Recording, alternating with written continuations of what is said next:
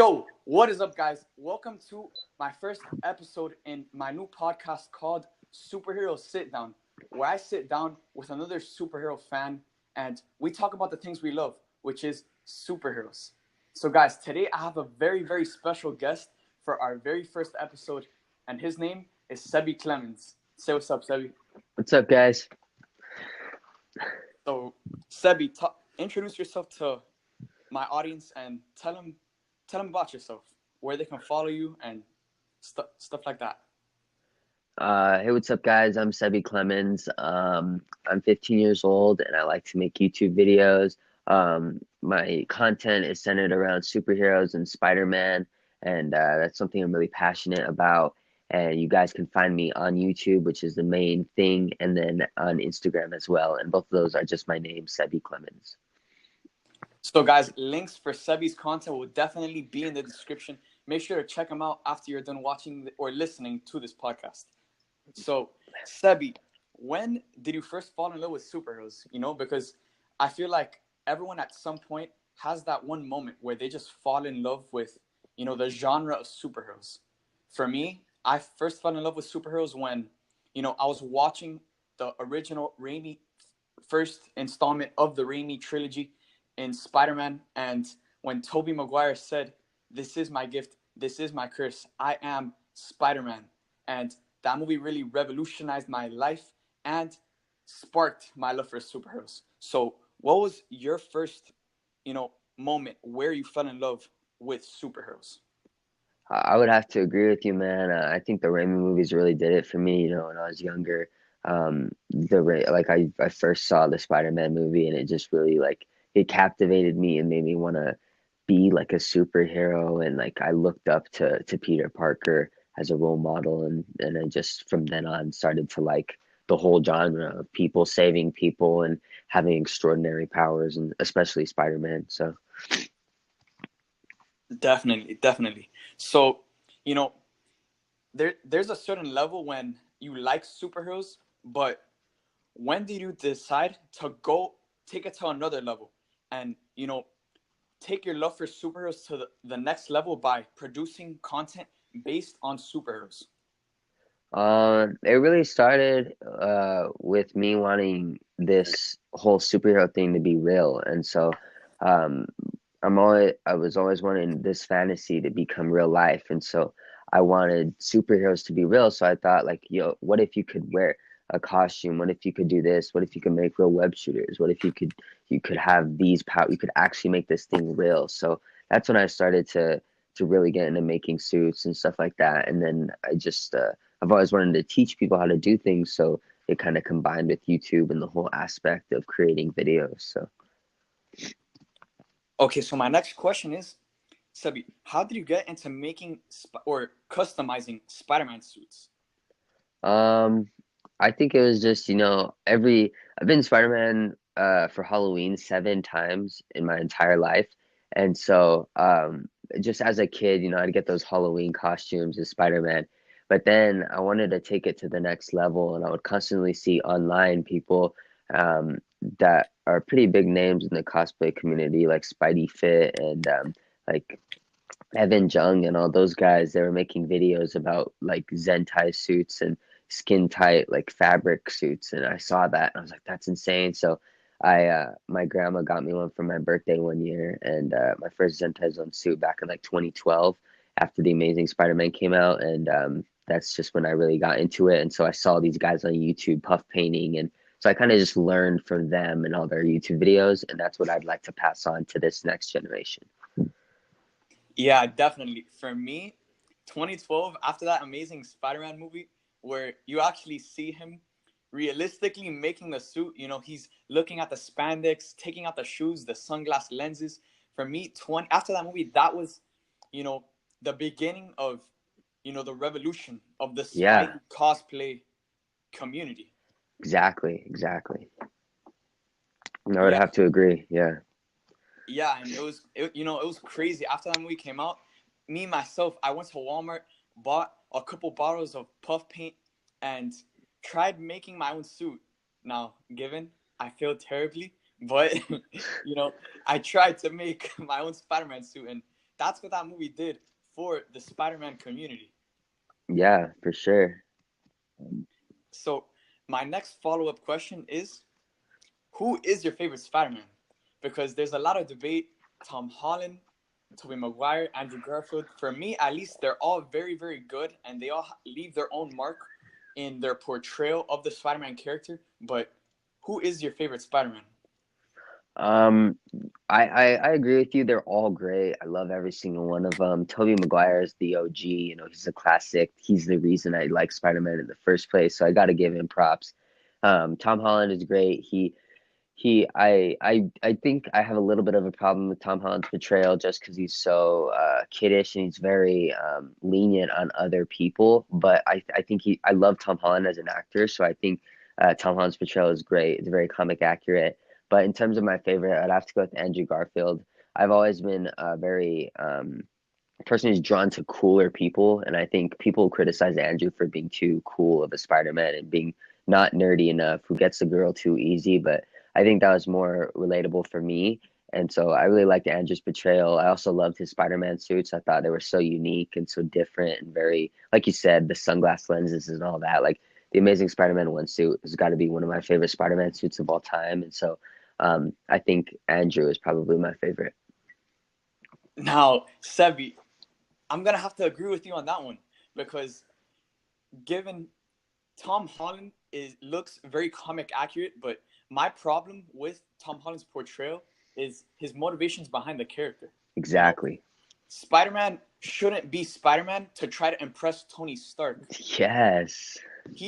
Spider-Man should be Spider-Man because, you know, he wants to be there for Aunt May the same way he couldn't be there for Uncle Ben. Exactly. You know, I feel like there's a lot of negatives in Spider-Man's motivations in his new MCU iteration. And to be honest, I think Tobey Maguire is the best live-action iteration and portrayal of Spider-Man. But just because he's the best doesn't mean he's my favorite. My favorite happens to be Andrew Garfield, just because he's so much more relatable for me and my own life. And I just felt that he brought so much heart to the character when he portrayed it in The Amazing Spider-Man 1 and The Amazing Spider-Man 2. You know, yes. There's just this factor that you can't really explain, but you can feel when an actor is pouring their heart and soul into a role. And I felt that Andrew Garfield did that across the two movies where he played Peter Parker and Spider-Man. Yes, I totally agree. So, my next question. What is your favorite Spider-Man movie? My favorite Spider-Man movie, I don't know. I mean, I think the best Spider-Man story was probably the PS4 game. But Definitely, bro. I think it was better than any Spider-Man movie, but it's not really a movie, so I would have to go with probably I don't know, man. They're all great. I think Spider-Man 2 is overhyped. I don't think it's that like it's all that. I mean, it's a great movie, but it's not like the best Spider-Man movie, I would say. I would say probably I know The Amazing Spider-Man 2 gets a lot of hate, but the soundtrack, the feeling that it gives you, like Definitely. when you have those swinging scenes in there, where it's just so magical and the music, it gets you pumped up and it's the definition of Spider-Man. That movie, Yes. everything that Andrew gives off in that movie is the true definition of what Spider-Man is and what he should be. So I feel like The Amazing Spider-Man 2 is probably my favorite, even though it has so many flaws and it's not that great, but it's probably my favorite. Now, I don't agree with you with your movie choice, but I can relate to you when you say that, you know, just because the movie isn't great structurally, the way it's made, you know, you still just love it the way it is. And Exactly. yes, Spider-Man 3 structurally is a pretty bad movie, but, you know, I actually love that movie just because, you know, seeing Tobey Maguire take on the role one more time was just, you know, a spectacle and an amazing movie and experience for me to see and experience one last time. And now, following up with my answer for what is my favorite Spider-Man movie, my favorite Spider-Man movie happens to be Spider-Man Into the Spider-Verse. Just because, you know, when I left that theater I could not find one single negative about that film. I felt that every single scene in that movie, was significant and contributed to the overarching plot. And I just, I'm so in love with that movie. And I can agree with you when you say that the Spider-Man PS4 is definitely one of the best iterations of the Spider-Man character we have ever seen. And Yeah. to be honest, dude, the soundtrack from Spider-Man PS4 is so insanely fire, especially when you're free roaming and swinging, and then you have the soundtrack in the background.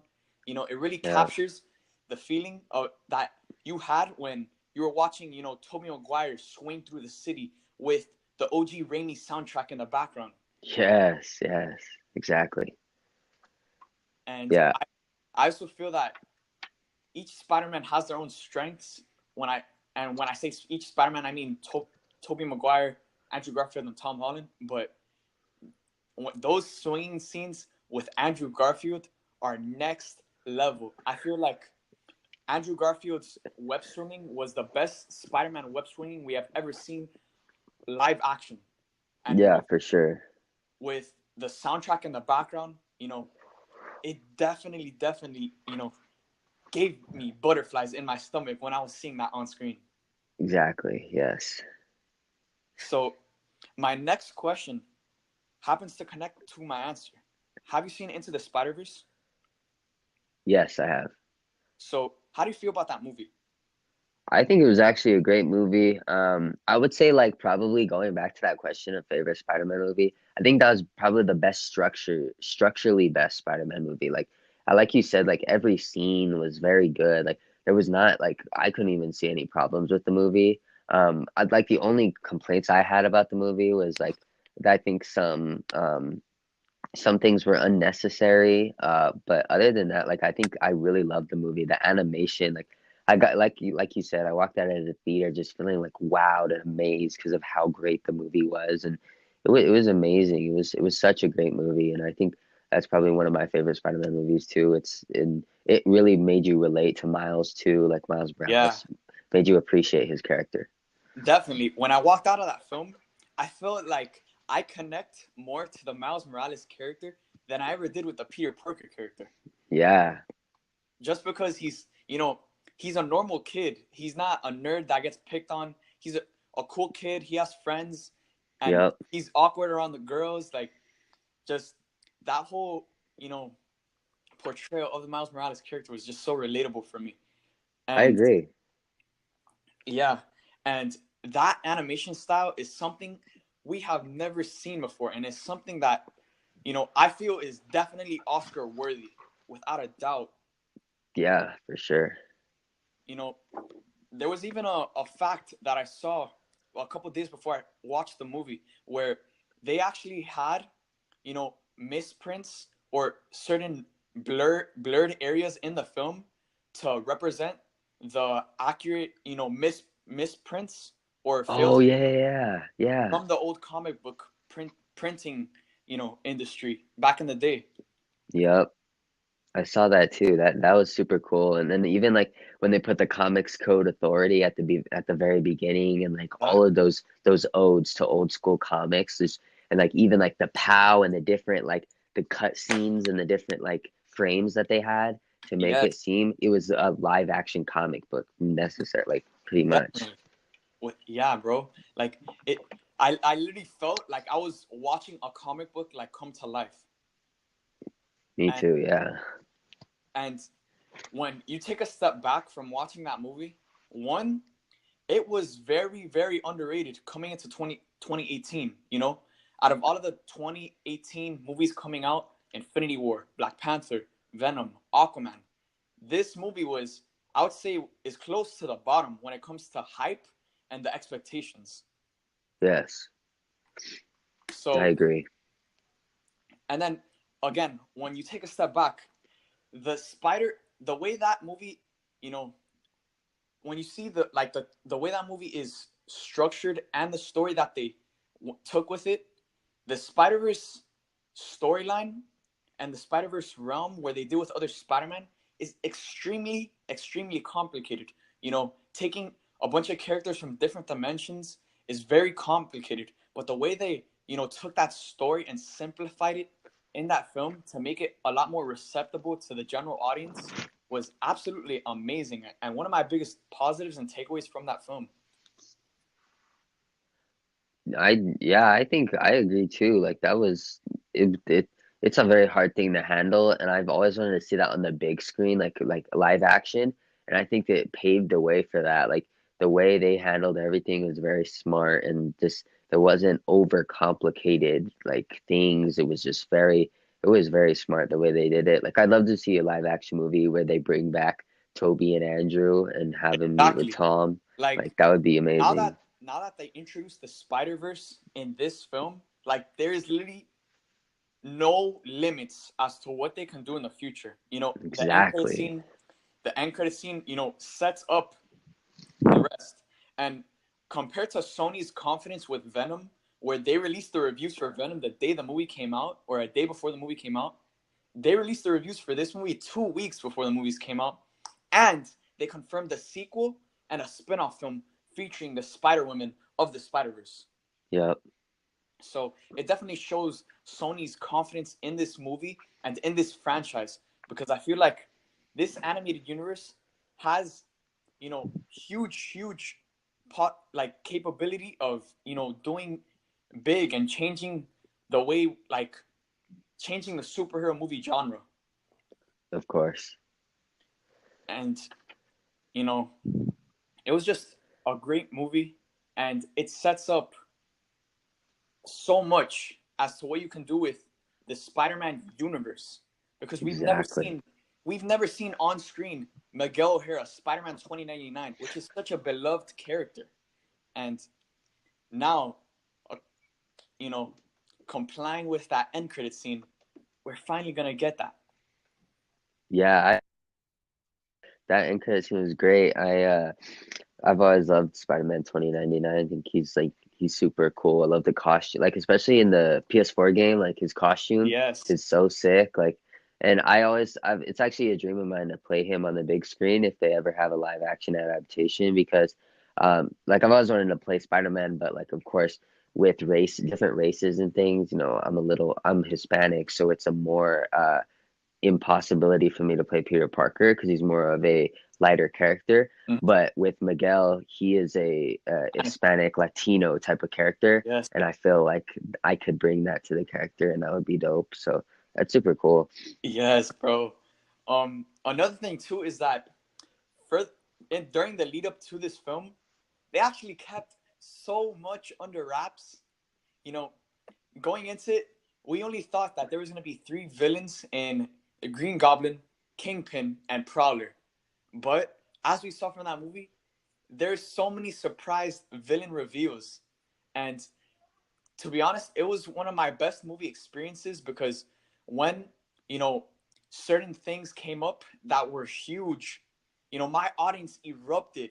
And to me, the movie experience just makes the movie so much more enjoyable and so much better at the end For sure. of the film. Exactly. Yeah, I agree, man. Like I love when you have a good audience in your film and people are engaged and they'll clap or they'll Mm-hmm. cheer when something happens. Like that's great. Like I remember seeing Infinity War and when Yeah, Thor and bro. all of that, like no, when Captain America first showed up, like people were like, yeah, like freaking out. Like it's To great. It makes your bro, experience better. bro, I like my theaters to be like I like them to be like football stadiums when I'm watching that movie.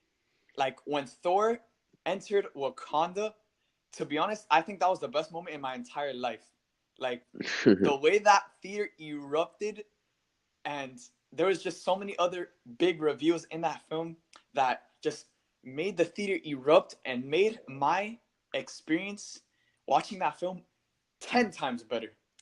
You know? Oh yeah, for sure. Because especially with films like Infinity War and now coming Avengers Endgame, there's so much build up to these films, and to finally release everything that we've been waiting for and all the emotions we've been carrying for the past like 10 years is just insane, and it's such a great feeling to feel when we're like, watching these movies.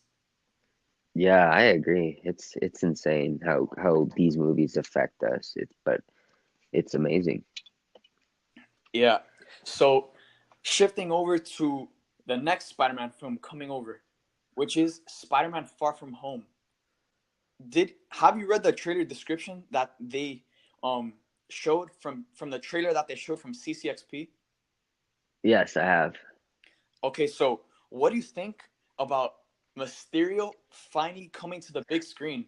Because for me, Mysterio is one of the coolest Spider-Man villains, and with Jake Gyllenhaal, an A-list Hollywood actor playing Mysterio, I'm super hyped for Mysterio's, on-screen debut. Yeah, man. I think it's cool. Mysterio's always been a very cool character. I love like how he's able to manipulate Spider-Man and stuff. So I think it's great. I think Jake Gyllenhaal is going to do a great job. Um I'm super excited to see what they do with that. I think he's a perfect fit for Tom Holland too. Because Tom Holland, like if you think about it, Tom Holland, because he's so kid-like and childish in his portrayal, he needs certain villains that aren't gonna totally kick his butt. Like if he went up against Tom Hardy's Venom, he'd absolutely get Yeah. his butt destroyed. And so if I think it's a perfect match and it's a perfect fit, and um, I think it's going to be great. And this is a different take that we've never seen from the Mysterio character. According to the description, Mysterio is going to be playing, you know, a big brother role to Spider-Man, and he's going to be a brother in arms with Spider-Man as they're going to be working together towards the beginning of the film. Yeah, I think that's cool that they're doing that because it's almost like the PS4 game to where they have a very close relationship, like Peter and Otto had, and then like at the very end, it's just like boom, like he becomes your friend or your colleague becomes the bad guy and he turns against you, and you have to save other people and do the right thing and go against that. And so I think that's a great story that they're adding. And just that, seeing a relationship evolve like that across an entire film is just absolutely insane, because then when the final battle, you know, happens, there's so much, there's not just so much like like tension within the fight. There's also so much depth and emotion behind the two people that are fighting. Like, bro, when I was playing as Spider-Man, when he was fighting Otto and they were going back and forth, basically letting all of their emotions out, it was just an absolutely insane like moment, and I've never experienced something like that when playing a Spider-Man game. When that scene and towards the ending of that final battle was happening, I was seriously like saying, bro, the people that played like Peter Parker and Otto, like they deserve Oscars. Because They do. It was great. I've never seen such good acting in a video game. Like, Me neither. and it was just absolutely insane. So I agree, man. now, since the release of Spider-Man Into the Spider-Verse has, done pretty well, and the movie has been loved by everyone who's seen it, you know, what do you think about the possibility of a spin-off, Miles video game after the success of Spider-Man PS4? Um, about the video game, Yeah, uh, I don't know, man. I feel the I think I don't know. What would you say? you know, after this big Into the Spider-Verse movie, I feel like the Miles character is getting more and more, well known from the general audience.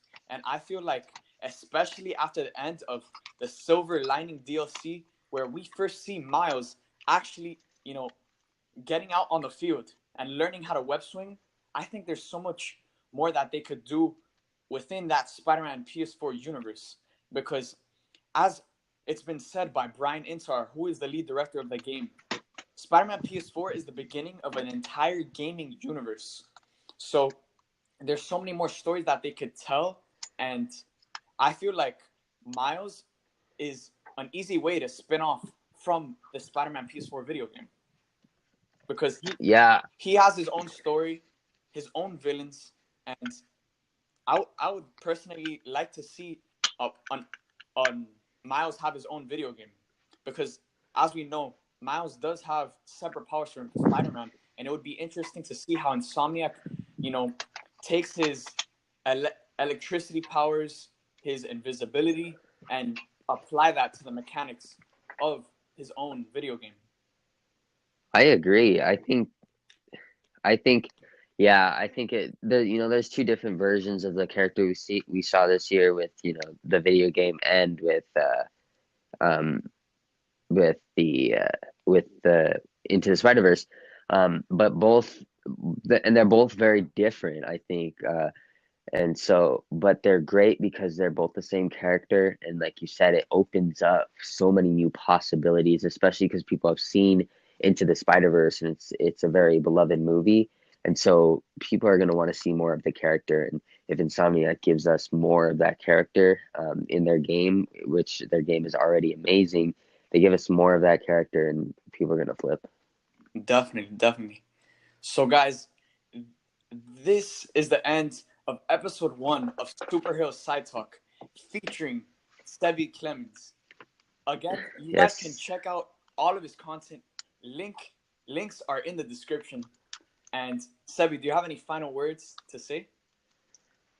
I would just thank you for having me, man. This is great. It was an awesome opportunity.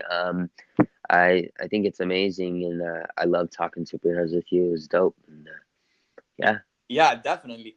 And the craziest thing is that I would do this with anyone. I've done this with my friends before, talking about superheroes, and to finally get this on recording, to be able to share with our audiences, you guys, it's just a good experience. So thank you for coming on the show, Sebby. And no problem, man. Thanks for having me.